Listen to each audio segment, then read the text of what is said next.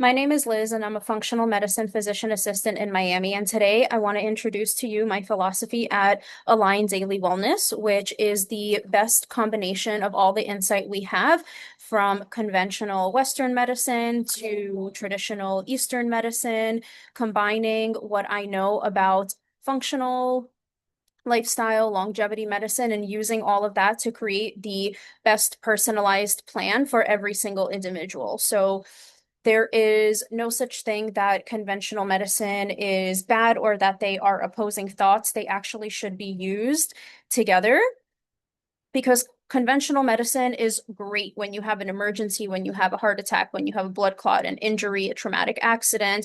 We need those things to help us live and survive. When conventional medicine does not function at its best is when somebody is in a chronic disease state. It does not really help people feel their best day to day. It does not help us prevent diseases that are preventable, such as heart disease, brain disease, neurodegenerative diseases, autoimmunity, insulin resistance, diabetes, all of these things.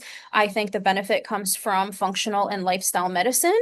And a lot of these things, many people just have not been educated on or are not aware of. So that is my goal, is to bring this education and awareness because it is actually not as complicated as it has been made out to seem. So today I want to talk about a topic that will cover lab ranges. I hear many people say that I don't feel good, I feel inflamed, I feel foggy, I feel tired, but my doctor says everything is fine and all of my labs are fine. So there is a difference between normal lab ranges and optimal lab ranges. So normal lab ranges were there to tell us when somebody is in an active disease state. However, many people fall somewhere in between a disease state and optimal health.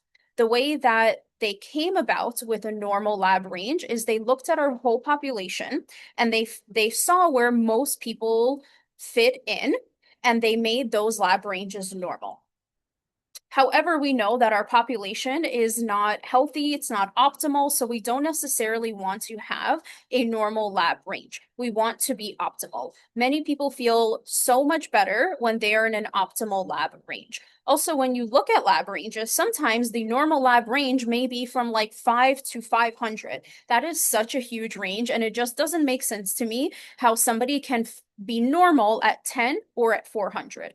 It also does not really specify based on somebody's condition, somebody's gender, somebody's age, what their goals are. We need to be a little bit more specific in what our optimal ranges are based on those criteria. So it's really important that you work with a practitioner who has an idea of what may be an optimal range for you based on your goals, your gender, your age, and your condition.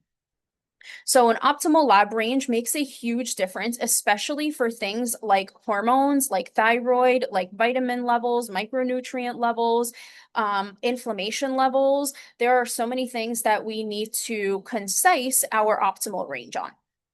The other thing is that a more comprehensive approach may give you a lot more answers. So things that we check in conventional medicine in terms of like an annual visit is actually pretty little. We look at things like sugar, like cholesterol, like kidney and liver function, and that's pretty much it. Maybe a vitamin D level that you can only get done once a year, unfortunately.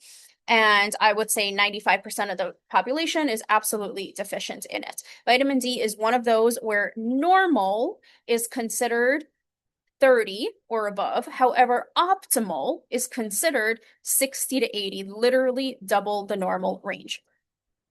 So a more comprehensive approach can unlock a lot of answers. There are so many biomarkers that conventional medicine does not really deem as important for optimal health. So some of these are inflammation markers like homocysteine and hsCRP. A fasting insulin level can tell us a lot of information. Hormones definitely are really never checked. So estrogen, progesterone, testosterone, DHEA, cortisol, your stress hormones are super important.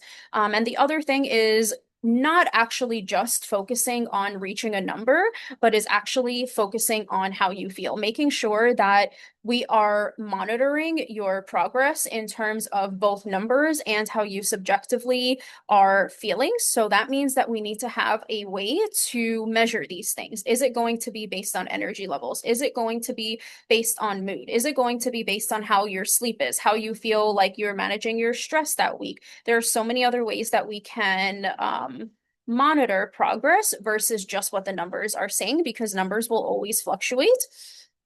And the other thing is lifestyle. So there's so much more that goes into our biomarkers than we think.